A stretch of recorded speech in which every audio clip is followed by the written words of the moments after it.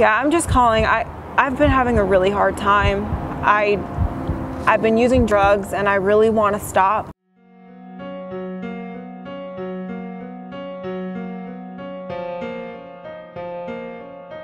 Is this the CARES Warmline?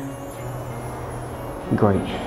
I'm having a hard time. I need somebody to talk to.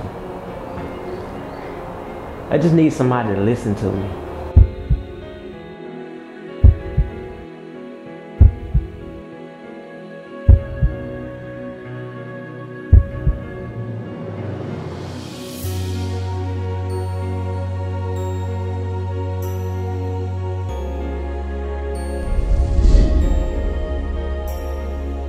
What I do on the Warmline is I give back. I carry the message and I give experience, strength, and hope through my own lived experience. I'm so honored to be able to talk to people that have the same struggles as I do. The Warmline is self-gratifying because when you start out a call that somebody is really struggling, when you can bring that call to a peaceful place and they're laughing and they're cutting up before you end the phone, that is so self-gratifying to me. We're hope dealers. You know, we give hope to people that need hope. For some people that's checking in every day. For some people that's listening to our experiences, and sometimes it's just being heard. The most important thing that we do is listen. We hear you because we listen.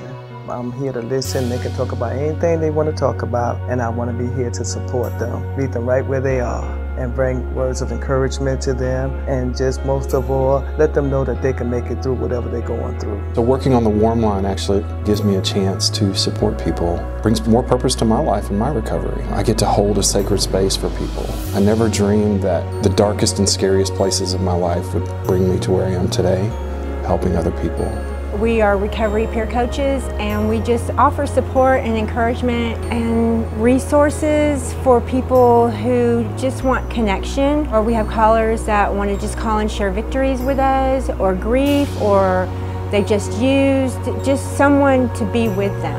When people call in, I am the recovery coach that they talk to, and I'm here to give people support, hope, empathize with them, and encourage them on whichever recovery path they're on. We've been where our peers have been, and that's what makes it so appealing for our peers in recovery. The Warmline is available for any peer to call and know that they have someone that's been just where they are. It's okay, you want to talk about it?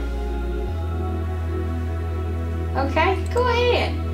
I'm here to listen. I want to stop. I want to stop for my family, for my friends, but I don't know how. It's very important that peers have somebody with lived experience that they can reach out to.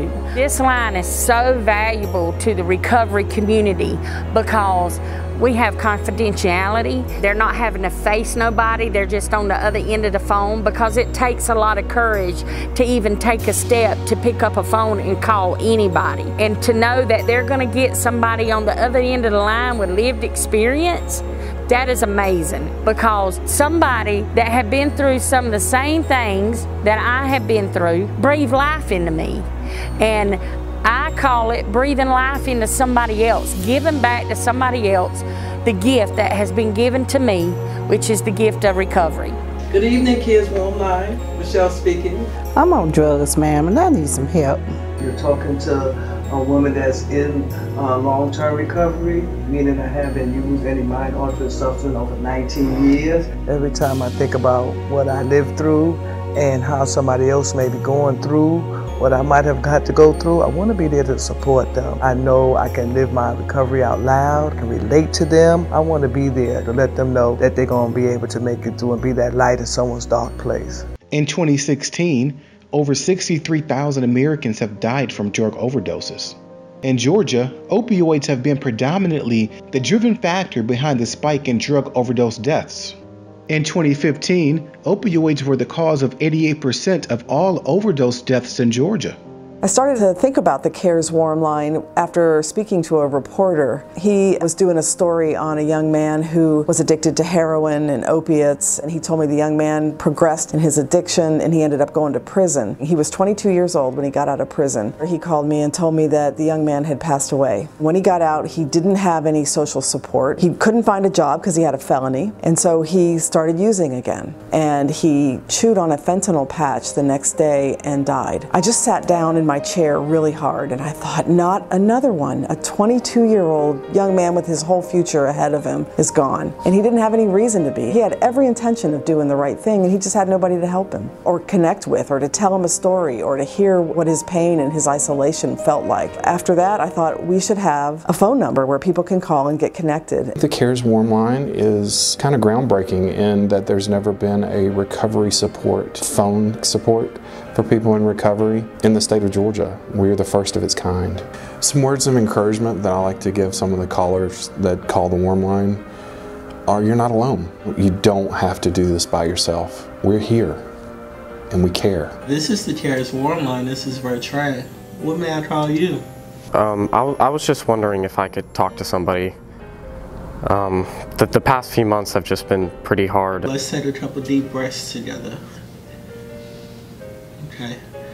On 1, 2, 3, let's breathe in. Being a peer specialist, what that means to me is I'm able to use my experiences, the good and the bad, to let people know that they're not alone. We use our experience to empower people. We made it to the other side. We give hope that you can make it to the other side. I am so sorry. What happened? Every call is different. You don't have the same call twice. We have some repeat callers who we've formed connections with them, and we just are there to support and encourage them on their walkway to recovery. Oh, that's great to hear. I'm really glad to hear that. You know, it's refreshing when someone calls and wants to share a great thing that's happened in their life. That's what we're here for. There's never been a Warmline that's specifically to address issues of substance use disorder. One of the most important parts of the CARES Warmline is that we listen with love. We validate feelings and we empathize. And if you can't get that where you are, you can get that when you call the CARES Warmline. Good afternoon, CARES Warmline. This is Steve speaking. Can't keep a job. I keep going to jail. I just can't get it right. I need help. People call into the Warmline so they can get support. We have people call into the Warmline to be encouraged. People call into the Warmline just to have somebody to listen to, somebody they can talk to, and somebody that will listen. They know they can call the CARES Warmline because we're not here to judge. They're talking to somebody who have lived experience that has been through what they're going through. Hey man, your story sounds so much like mine. I can totally relate to what you're saying. If you don't mind, I'd love to share, my experience with it. Somebody calls up and they are looking for support and their story is similar to mine, and I can offer that support, I can be that light. It's pretty awesome. No one can tell someone what their recovery path is. It's personal. The CARES Warmline gave me an opportunity to hold up that individual's choice. The breaking point for me to find recovery was I found myself homeless, without a job. I felt that I'd burned every bridge that I'd built. There was not a recovery support line available to me when I was finding my way to recovery and wellness. But it would have been nice to have somebody there, to know that there was somebody that I could call or text and find some support. We say that connection is the opposite of addiction. And I realized as I progressed in my recovery that those connections were really never severed. The only barriers that I had were the ones that I put up myself. I came out of college and I didn't really know what to do with my life, and I came from a household that used drugs. When times got really bad for me and I really didn't know what to do, I started using drugs and alcohol, and when it got more than what I can handle, then it really allowed me to now experience homelessness. It allowed me to be able to do things that I wasn't happy about doing. I had 4 kids, and so it wasn't easy trying to take care of a household using drugs. I thank God for everything that He's done for me to help me rebuild back that household. I started using when I was about 16 years old. I successfully used from the age I was 16 to the age of 25. I used drugs for 24 years, hard drug use. My addiction spiraled out of control. I was arrested 8 times, and my oldest son, he was in one pod while I was in the other. My life was completely out of control and completely unmanageable, and I needed something greater than myself to reach down and do something for me that I could not do for myself. That's why I want to do what I'm doing, because I fight for his right to recover also. Not only mine, but his also. The thing that turned me around and caught my attention, that knew I had reached bottom and I knew that I needed help, was one particular day, me and my childhood friend was shooting drugs, and this particular day he OD'd and died, I didn't. Went to his funeral, and before the processional started, I walked up to the casket and looked at his body. And while I was standing there, I heard a still small voice tell me, say, Steve, if you don't stop doing what you're doing, you're gonna be lying in that casket next. And that's what it took to scare me straight out of 27 years of heroin addiction. While I was in my addiction, I was a functional addict for the most part. I still had the nice house and the nice cars and money in my account, and I was married, but it was beginning to spiral out of control. The state of Georgia wanted to give me 10 years in prison, and that's when I woke up and said, you know, I need to do something different in life.